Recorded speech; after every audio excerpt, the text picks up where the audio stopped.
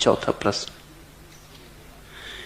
जिंदगी देने वाले सुन, तेरी दुनिया से जी भर गया, मेरा जीना यहां मुश्किल हो गया, रात कटती नहीं, दिन गुजरता नहीं, जख्म ऐसा दिया जो भरता नहीं, आंख वीरान है, दिल परेशान है, गम का सामान है, जिंदगी देने वाले सुन, तेरी दुनिया से जी भर गया। अगर जी सचमुच भर गया है,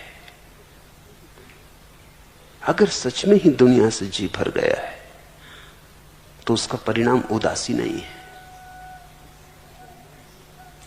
उसका परिणाम निराशा भी नहीं है, उसका परिणाम तो एक अपूर्व उत्फुल्लता का जन्म है। जिसका जीवन से जी भर गया, अर्थ हुआ कि उसने जान लिया कि जीवन व्यर्थ है। अब कैसी निराशा? निराशा के लिए तो आशा चाहिए। इसे समझने की कोशिश करो। जब तक तुम्हारे जीवन में आशा है कि कुछ मिलेगा, जिंदगी से कुछ मिलेगा, तब तक जिंदगी तुम्हें निराश करेगी, क्योंकि मिलने वाला कुछ भी नहीं। जिस दिन तुम्हारी आशा छूट गई, उसी दिन निराशा भी छूट गई। लोग सोचते हैं जब आशा छूट जाएगी तो हम बिल्कुल निराश हो जाएंगे। आशा छूट गई फिर तो निराश होने का उपाय ही नहीं, क्योंकि आशा निराशा साथ ही विदा हो जाते हैं। आशा की छाया है निराशा। जितनी तुम आशा करोगे उतनी निराशा पलेगी, उतने ही तुम हारोगे। जीतना चाहा तो ही हार सकते हो। लाओ त्सु कहता है मुझे कोई हरा नहीं सकता, क्योंकि मैं जीतना चाहता ही नहीं। कैसे हराओगे उस आदमी को जो जीतना चाहता ही नहीं? लाओ त्सु कहता है मैं हारा ही हुआ हूं, मुझे तुम हराओगे कैसे? जिस आदमी को जीतने की आकांक्षा है वो हारेगा, और जितनी ज्यादा आकांक्षा उतना ज्यादा हारेगा। जो आदमी धनी होना चाहता है वो निर्धन रहेगा, और जितना ज्यादा धनी होना चाहता उतना निर्धन रहेगा, क्योंकि उसकी धन की अपेक्षा कभी भी भर नहीं सकती। जितना मिलेगा वो छोटा मालूम पड़ेगा, ओछा मालूम पड़ेगा। उसकी आकांक्षा का पात्र तो बड़ा है, उस पात्र में सभी जो मिलेगा खो जाएगा। इस सूत्र को ख्याल में लेना। तुम्हारी आशा निराशा की जन्मदात्री है। तुम्हारी आकांक्षा तुम्हारी विफलता का सूत्र आधार है। तुम्हारी मांग तुम्हारे जीवन का विषाद है। अगर सच में ही जीवन से जी भर गया, लगता नहीं। जिंदगी देने वाले सुन, तेरी दुनिया से जी भर गया, अभी भरा नहीं। थक गए होगे, आशाएं पूरी नहीं हुई, लेकिन आशाएं समाप्त नहीं हो गई। जिसको तुम जीवन से जी भर जाना कहते हो वो विषाद की अवस्था है। तुम जो चाहते थे वो नहीं हुआ इसलिए ऊब गए हो, लेकिन अगर अभी परमात्मा कहे कि हो सकता है, तुम फिर दौड़ पड़ोगे। अगर कोई तुम्हें फिर से कह दे कि दौड़ जाओ, अभी मिल जाएगा, बस पास ही है, तुम फिर चल पड़ोगे। फिर आशा का दिया जलने लगेगा। ये तुम्हारी हार है, समझ नहीं। ये तुम्हारी पराजय है, लेकिन बोध नहीं।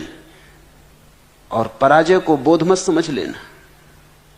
पराजित आदमी बैठ जाता थक के, लेकिन गहरे में तो अभी भी सोचता रहता है, मिल जाता, शायद कुछ और उपाय कर लेता, शायद कोई और ढंग होगा खोजने का, मैंने शायद गलत ढंग से खोजा, ठीक ना खोजा, या मैंने पूरी ताकत ना लगाई खोजने में। तुम कितनी ही ताकत लगाओ, संसार में हार सुनिश्चित है, संसार में जीत होती नहीं। मैंने सुना है एक महिला एक दुकान पर बच्चों के खिलौने खरीद रही। एक खिलौने को वो जमाने की कोशिश कर रही जो टुकड़े टुकड़े में है और जमाया जाता है। उसने बहुत कोशिश की, उसके पति ने भी बहुत कोशिश की, लेकिन वो जमता ही नहीं। आखिर उसने दुकानदार से पूछा कि सुनो, 5 साल के बच्चे के लिए हम ये खिलौने खरीद रहे हैं, न मैं इसको जमा पाती हूं, न मेरे पति जमा पाते हैं। मेरे पति गणित के प्रोफेसर हैं, अब और कौन इसको जमा पाएगा? मेरा 5 साल का बच्चा इसको कैसे जमाएगा? उस दुकानदार ने कहा, सुने, परेशान ना हो, ये खिलौना जमाने के लिए बनाया ही नहीं गया। ये तो बच्चे के लिए एक शिक्षण है कि दुनिया भी ऐसी ही है, कितनी जमाओ, जमती नहीं। ये तो बच्चा अभी से सीख ले जीवन का एक सत्य। इसको जमाने की कोशिश करेगा बच्चा, 1000 कोशिश करेगा, मगर ये जमाने के लिए बने नहीं गए, ये जम सकते ही नहीं। इसमें तुम चूकते ही जाओगे, इसमें हार निश्चित है। संसार एक प्रशिक्षण है, ये जमने को है नहीं, ये कभी जमा नहीं। ये सिकंदर से नहीं जमा, ये नेपोलियन से नहीं जमा, ये तुमसे भी जमने वाला नहीं है, ये किसी से कभी नहीं जमा। अगर ये जम ही जाता तो बुद्ध और महावीर छोड़ के ना हट जाते, उन्होंने जमा लिया होता। बुद्ध महावीरों से नहीं जमा, तुमसे नहीं जमेगा, ये जमने को है ही नहीं। ये बनाया ही इस ढंग से गया है कि इसमें हार सुनिश्चित है, विषाद निश्चित है। ये जागने को बनाया गया है कि तुम देख देख के हार हार के जागो। एक दिन जिस दिन तुम जाग जाओगे, तुम्हें यह समझ आ जाएगी कि ये जमता ही नहीं। नहीं कि मेरे उपाय में कोई कमी, नहीं कि मैंने मेहनत कम की, नहीं कि मैं बुद्धिमान पूरा न था, नहीं कि मैं थोड़ा कम दौड़ा, अगर थोड़ा और दौड़ता तो पहुंच जाता। जिस दिन तुम समझोगे ये जमने को बना ही नहीं, उस दिन विषाद मिट जाएगा। उस दिन सब भीतर की पराजय, हार सब खो जाएगी। उस दिन तुम खिलखिला के हंसोगे, तुम कहोगे ये भी खूब मजाक रही। इस मजाक को जान के ही हिंदुओं ने जगत को लीला कहा, खूब खेल रहा।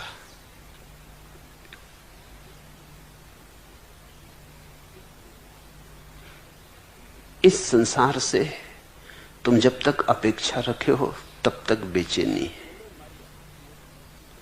ए दिले मर्ग आसना, खत का जवाब सुन लिया, और तू बेकरार हो, और तू इंतजार कर।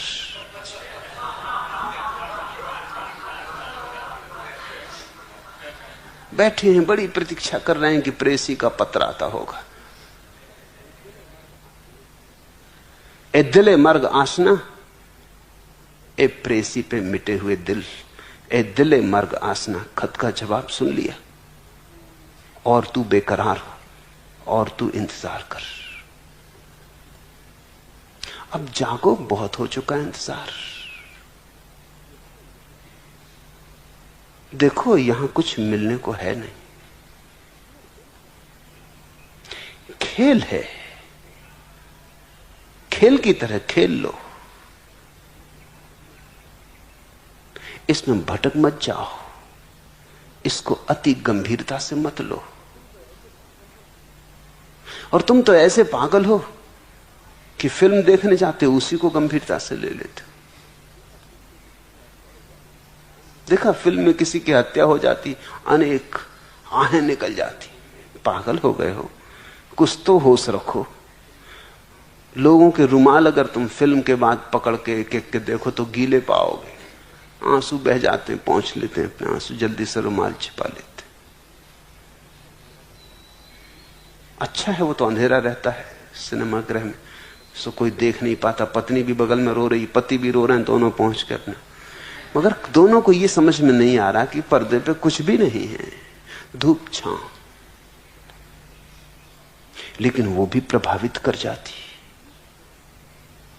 उससे भी तुम बड़े आंदोलित हो जाते हो।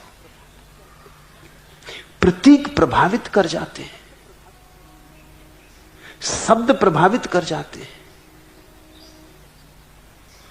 तो स्वाभाविक है कि ये जीवन जो चारों तरफ फैला है, इतना विराट मंच, इसमें अगर तुम भटक जाओ तो कुछ आश्चर्य नहीं, तुम होश में नहीं हो, तुम मूर्छित हो। जिंदगी देने वाले सुन, तेरी दुनिया से जी भर गया, मेरा जीना यहां मुश्किल हो गया। मुश्किल, इसका मतलब है कि अभी भी अपेक्षा बनी, नहीं तो क्या मुश्किल है? मुश्किल का मतलब है अभी भी तुम चाहते हो कुछ सुविधा हो जाती, कुछ सफलता मिल जाती, कुछ तो राहत दे देते। एकदम हार ही हार तो मत दिलाए चले जाओ। कुछ बहाना तो, कुछ निमित्त तो रहे जीने का। रात कटती नहीं, दिन गुजरता नहीं, जख्म ऐसा दिया जो भरता नहीं। फिर से गौर से देखो, क्योंकि जानने वालों ने तो कहा कि जगत माया है, इससे जख्म तो हो ही नहीं सकता। ये तो ऐसा ही है, अष्टावक्र बार बार कहते, जैसे रज्जु में सर्प। जैसे कोई आदमी अंधेरे में देख के रस्सी और भाग खड़ा हो कि सांप है, भागने में पसीना पसीना हो जाए, छाती धड़कने लगे, हृदय का दौड़ा पड़ने लगे, और कोई दिया ले आए और कहे कि पागल जरा देख भी तो, वहां ना कुछ भागने को है ना कुछ भयभीत होने को है, रस्सी पड़ी है।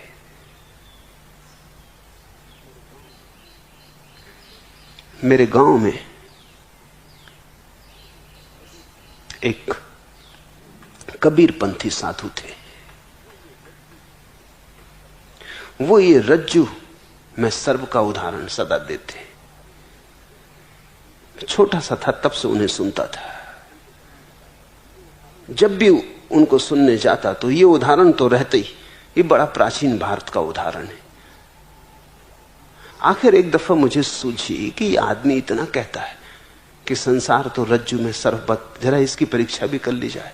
तो रोज मेरे घर के सामने से रात को निकलते थे। उनका मकान मेरे घर के पीछे नाले को पार करके था। तो एक रस्सी में पतला धागा बांध के मैं अपने घर में बैठ गया। रस्सी को दूसरे तरफ सड़क के किनारे नाली में डाल दिया। जब वो निकले अपना डंडा इत्यादि लिए हुए, तो मैंने धीरे से वो धागा खींचना शुरू किया। मैं दूसरी तरफ बैठा हूं इसलिए और जब वो रस्सी उन्होंने देखी सरकती हुई, तो उन्होंने ऐसे भागे, ऐसी चीख पुकार मचा दी कि मैं एक खाट के पीछे छिपा था। उनकी चीख पुकार में खाट गिर गई, मैं पकड़ गया। बहुत डांट पड़ी कि ये बात ठीक नहीं है, एक बूढ़े आदमी के साथ ऐसा मजाक करना। पर मैंने कहा ये मजाक उन्हीं ने सुझाया है। मैं थक गया सुनते सुनते। रज्जु में सर्पवत, रज्जु में सर्पवत। तो मैंने सोचा कि कम से कम ये तो ना घबराएंगे, ये तो पहचान लेंगे कि रस्सी है।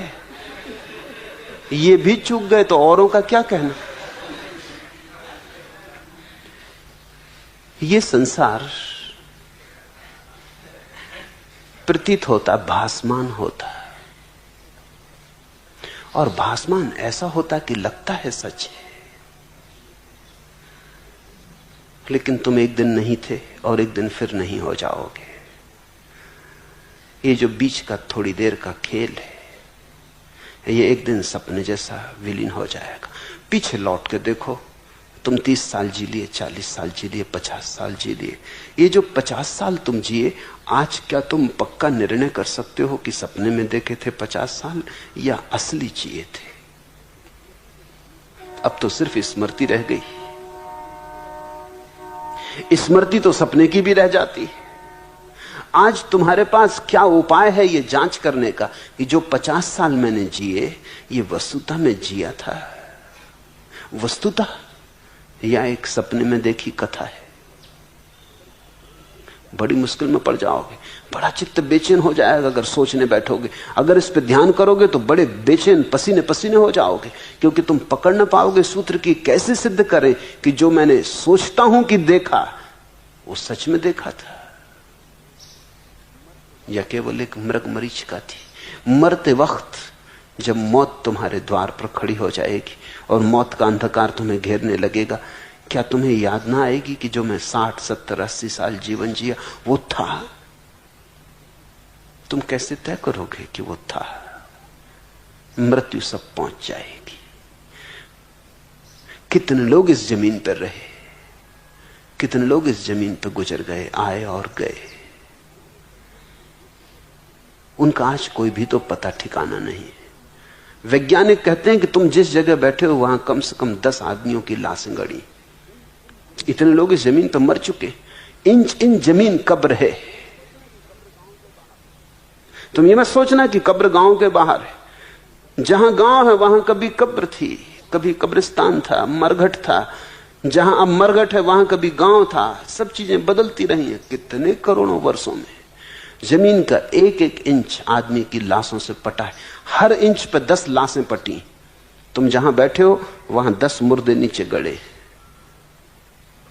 तुम भी धीरे से 11वें हो जाओगे, उन्हीं में सरक जाओगे। फिर इस सब दौड़ धूप का, इस आकांक्षा अभिलाषा का, इस महत्वाकांक्षा का क्या अर्थ है, क्या सार है? इस सत्य को देखकर जो जागता है, फिर वो ऐसा नहीं कहता कि रात कटती नहीं, दिन गुजरता नहीं।